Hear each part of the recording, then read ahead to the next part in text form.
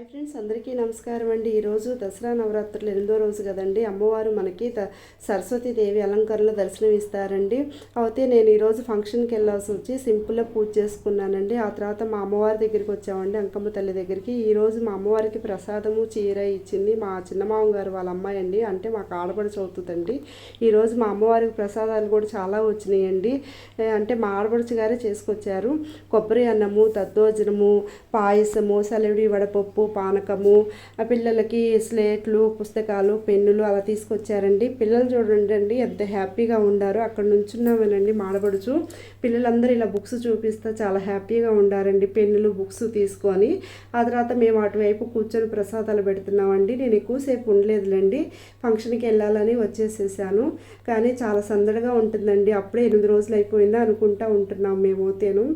అమ్మవారి చీర కూడా చాలా బాగుందండి. ఈరోజు తెల్ల చీర కదండి. అందరికీ సరస్వతి తల్లి అంటేనే తెల్ల చీర కడతారు అందరి గుళ్ళల్లోనూ.